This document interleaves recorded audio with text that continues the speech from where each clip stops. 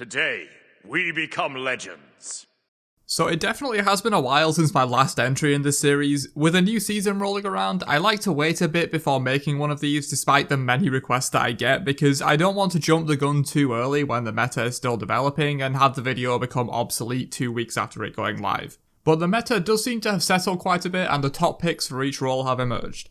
Be sure to subscribe so you never miss me updating this series and all my other stuff. And drop a like on this video if you appreciate the condensed information. But let's just jump right in with the mid laners. So first up for mid, we have Tiamat. I don't think anyone is surprised to see Tiamat on this list given how strong she is right now. It took a while for people to realise just how good she was after her release. You can go full damage from mid and it still feels like you built Bruiser from solo because of her insane built-in damage mitigations. So many different abilities that it's almost impossible to play around her correctly. She can even split push decently well with the minions. She can play aggressive, she can play defensive. There's pretty much nothing this god doesn't do well. Mid laner number 2 is the Morrigan. Morrigan always seems to just hover around top 3 or top 5 mid laners regardless of the meta because she just has an insanely strong fundamental design. That ultimate will never not be valuable and her base kit can do a surprising amount of work too. Yes, her ultimate is insane, but I think her base kit is genuinely slept on and has merit on its own. The fact that Morrigan can kill someone on her own even without her ultimate is pretty crazy. She has some really strong transforms in the current meta as well though, like Tsukuyomi, Guan Yu, and can even deal with Apollo or Athena by counter-ulting them. And the final mid laner is Scylla. We've all been terrorized by Scylla at some point this season. While I don't think she's undisputed the best mid laner in the game anymore like she was at Season 8 launch, I still think she makes it into the top 3 for now. Though I would definitely say she's on the lower end and could be traded out for one of the honourable mention picks for the mid lane, as there's tons of strong picks and competition for the spot for this role right now. And speaking of, my 3 honourable mention picks for mid lane, yes there's 3 this time because there's so many viable mid laners right now. Those are Persephone, because she's still insanely strong but does require a lot of work from you to play her, so I decided I'm going to put her as an honourable mention from now on. And of course, Chang'e and Aphrodite. Healers are very strong right now, and these two are the best. Moving on to the ADC role, first up we have Danzaburou. This one probably needs little explanation. He's a new god with insanely strong tools that hasn't been fully nerfed yet. Crazy CC, great burst damage, decent sustained damage given he's a hunter, pretty safe honestly as well. He's not the safest hunter in the world, but his safety compared to his reward is just off the charts, and there are plenty of hunters with lower upside potential like Artemis that are also more unsafe than Danza. He pretty much just does everything. ADC number 2 is Apollo. You've all been there, big fire giant team fight, you're about to engage, then you see the enemy Apollo split pushing your Phoenix and have to send your mage back to deal with him, then he just flies over to the team fight and wins it 5v4 for his team and you lose the game. This god is just so hard to play around, especially in ranked and casuals with no real team communication. And even his base kit is really freaking good with the instant mez for safety and one of the best passives in the game, which make him insanely hard to box.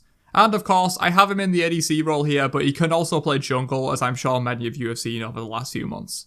And finally we have Cupid, still an extremely solid hunter with great teamfight presence and surprisingly high lane pressure after the buff to Heart Bomb a while back. We're not still in the meta of Cupid being outright the best hunter, but I would absolutely still consider him to be top 3 and a worthy pick. And my honourable mention pick for the ADC role is Anhur.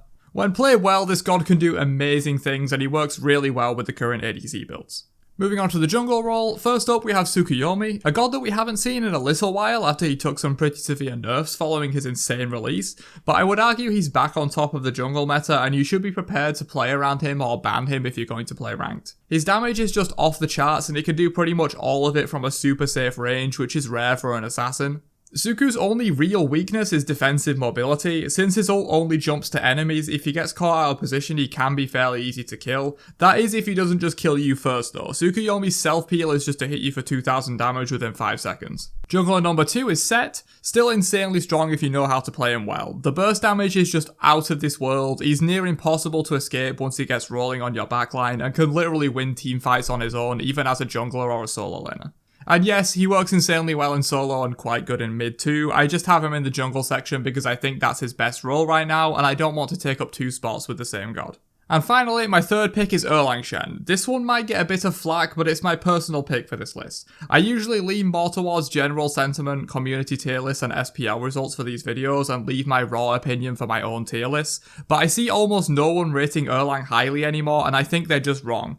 Erlang's kit is just broken, straight up. You can numbers nerf him all you want, but he still has 3 CCs that don't DR each other, so if you don't bees, you're just dead. Some of the strongest burst damage in the game with turtle cancels and his 1. Strong at basically all stages of the game, but especially so in the early mid game.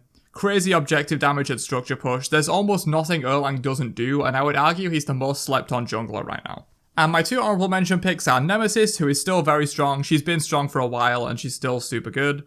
And Apollo, as I said, Apollo can play jungle very well, but I do have him for the ADC section, so I'm just giving him an honorable mention for the jungle. Moving on to support, the first one up is Athena. You've probably seen the meteoric rise of Athena to the top of the meta in Season 8. I've always been of the opinion that Athena just has insanely strong tools in her base kit that make her a relevant god in literally any meta, but recent buffs have tipped her over the edge into being a genuine top pick for the support role, but also for solo, and she can even jungle to a certain extent, so she absolutely has value in the picks and bans of ranked. Support number 2 is Khepri, just an insanely good all-round support. Great individual lockdown with the root and pull, insane wave pressure in duo with the 2, great peel also with the 2. The damage reduction on that ability is so often overlooked, but it's outright broken. If I ever see a Khepri just throwing out his 2 for damage in a team fight, I vomit. Save it for when they dive your backline and hit your own carries with it, they'll thank you. And then of course, his ult is one of a kind and can turn a fight on its head insanely quickly. Enemies really have to play a different playstyle to get around Khepri's monstrous ultimate, which deserves a mention for sure. And support number 3 is Sobek, just a very strong and reliable fundamental support pick. He can dive, he can peel, he can roam early and look for pluck kills, he can chill in duo a bit longer if he wants to. But really, his single target lockdown is pretty much uncontested among supports. The amount of times I've died as a frontliner from Sobek plucking me into their team is ridiculous. If the enemy solo laner is just standing in front of you and spam taunting you as Sobek, don't let him just walk around for free. But of course, if you ever do pluck a carry into your team and they don't have beads, they're just instantly dead.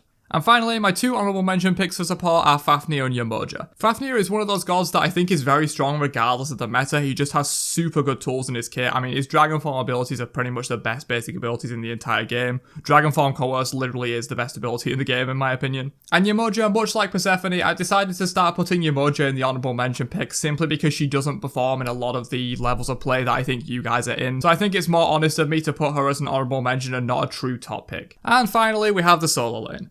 Guan Yu is the first up, just an insane solo laner right now that can also play jungle and even support pretty well, so he has value being a flex pick for ranked. With a full CDR build, he often ults twice per fight, and when that ult does 1k plus damage in an AoE and stuns for 2 seconds, that has a huge impact. He's extremely hard to kill because of full tank builds from solo and the aforementioned ults, but he also has healing, which is generally just gets left unchecked. I don't know what it is, but people just seem to think that because Guan's not a mage, you don't need to buy anti-heal against him. You absolutely do.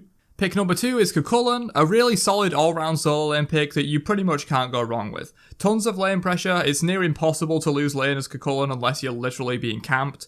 Solid rotations, surprisingly good teamfight potential, especially if you get a well-timed transform on their backline.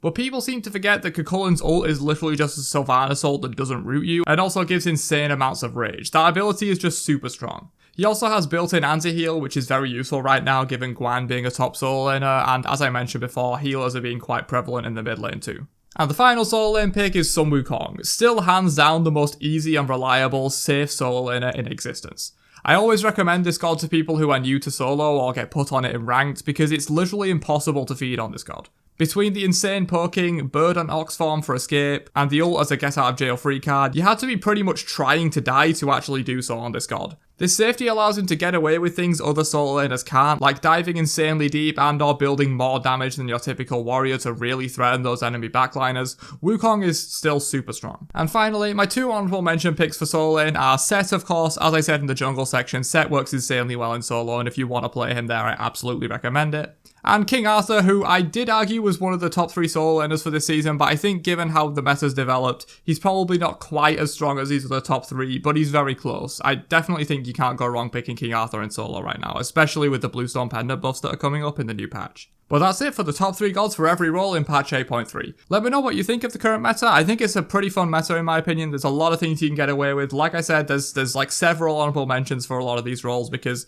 there's just so many gods that I would argue could potentially be top 3. Subscribe for more of these so you don't miss the next update, and I will catch you guys in another video later on. Have a great day, and peace out, you nerds.